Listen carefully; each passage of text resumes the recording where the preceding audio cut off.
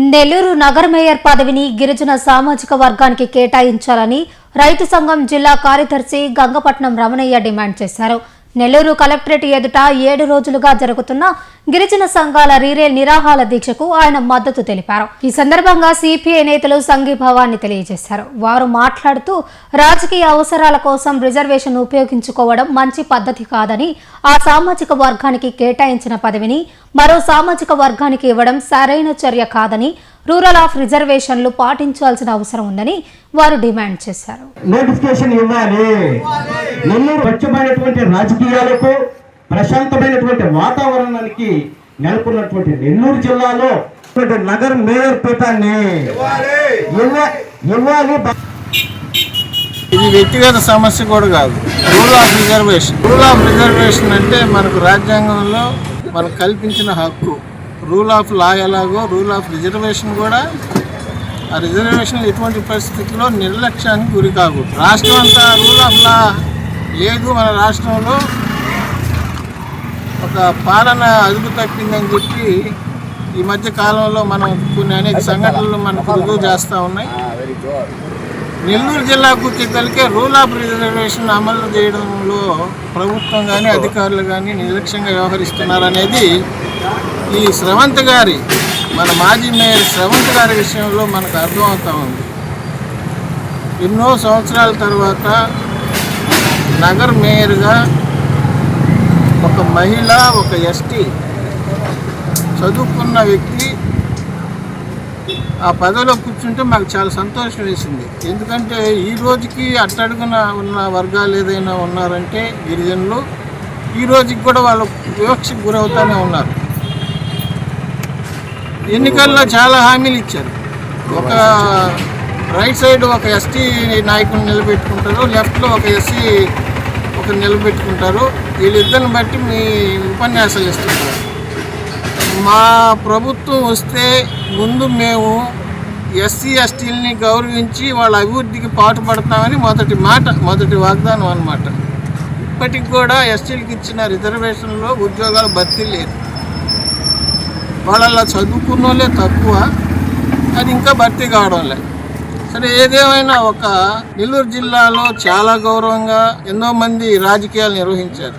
ఈ మధ్యకాలంలో మనం కానీ రాజకీయాలు లేదంటే రాజకీయ నాయకులు మాట్లాడే మాటలు కానీ వింటే నిజంగా నెల్లూరు జిల్లాలో ఇటువంటి పరిస్థితులు మనకు రాకూడదు అని చెప్పి అనుకుంటా. వ్యక్తిగత దోషణలు ఎక్కువైపోయినాయి. మన మేయరు శ్రవంత్ గారి విషయంలో ఆమె రాజీనామా చేయాల్సిన పరిస్థితులు తీసుకొచ్చారు. చేయాల్సిన పరిస్థితులు, బాధపడాల్సిన విషయం ఇది.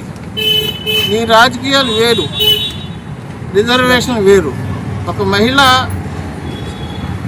ఎన్నో సంవత్సరాల తర్వాత మేయర్ పదవి, అత్యున్నతమైన పదవిలో కూర్చుంటే ఆమెని ఉన్నవండి ఏమవుద్ది, ఉంటే ఏమవుద్ది. ఆమె మీద ఎటువంటి ఆరోపణలు లేవు. మీరు రాజకీయ పార్టీలు మారిపోయి ఆమె మారలేదని ఈ రాజకీయ గందరగోళంలో ఆమెను బలిపశువుని చేశారు. కానీ ఆ పదవి ఎస్టీలకు ఇచ్చారు. ఎన్ని రోజులు ఇన్ఛార్జిగా ఉంటారు? దాన్ని మళ్ళీ ఇది చేయాలి కదా, నోటిఫికేషన్ ఇచ్చి మళ్ళీ దాన్ని బట్టి చేయాలి కదా, మళ్ళీ కౌన్సిల్ సమావేశం జరపాలి కదా. Rule of reservation, rule of law ప్రకారం అయినా కూడా అది జరగకుండా ఎవరు అడ్డుకుంటున్నారు? ఉన్నతాధికారులు ఏం చేస్తున్నారు? ఏం జరుగుతుంది నెల్లూరు జిల్లాలో?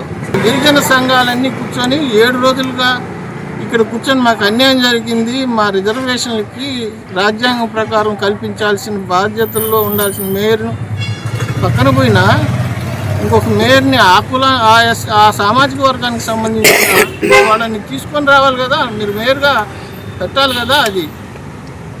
అది జరగల. కనీసం మాట్లాడారా ఉన్నతాధికారులు?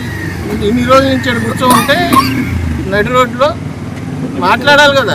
మాట్లాడి ఏంటి అసలు సమస్య అని చెప్పి ఆఖరాకి ఎలక్షన్ కమిషనర్కి కూడా ఒక రిప్రజెంటేషన్ ఇచ్చారు.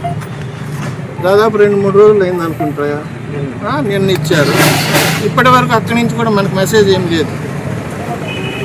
అందుకని మేము రైతు సంఘాలు ఇంకా ప్రజా సంఘాలన్నీ కూడా వీళ్ళు దేనికోసం అయితే నిరసన తెలియజేస్తూ ఉన్నారో దానికోసం ఆ నిరసనకి పోరాటానికి సంపూర్ణమైన మద్దతు ప్రకటిస్తూ ఉన్నాం.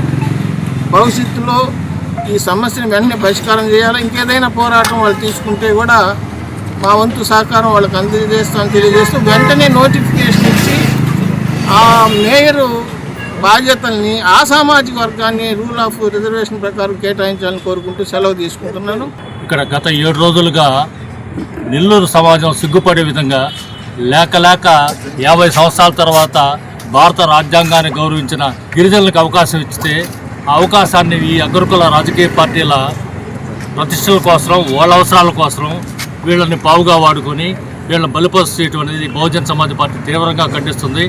ఇప్పుడు కూడా రాజ్యాంగాన్ని గౌరవించాల్సిన విద్యావేత్త మన జిల్లాకి మంత్రిగా ఉన్న నారాయణ గారు నిజంగా ఈ నెల్లూరు జిల్లాలో ఒక ఎస్టీకి ఇచ్చిన అవకాశాన్ని చేజేతుల పక్కన నెట్టారంటే దానికి సంబంధించి నెల్లూరు జిల్లాలో ఒక మంత్రిగా ఉన్న నారాయణ గారు ఈ సమస్యకి వెంటనే పరిష్కారం చూపాల్సి కూడా ఆయన చేయాలా.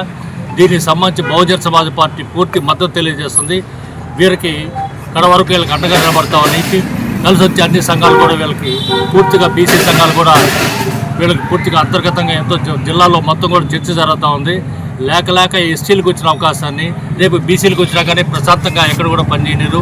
కేవలం కాలం మారుతూ ఉంది కాబట్టి కాలాన్ని గురించి ఈ రాజకీయ పార్టీలు కూడా అగ్రకుల ఆధిపత్యాలని పెట్టుబడిదారీ వర్గాల ఆలోచనల్ని కట్టిపెట్టి సమాజంతో కూడా నడవాల్సిన బాధ్యత ఉందని చెప్పి బహుజన్ సమాజ్ పార్టీగా మేము తెలియజేస్తాం.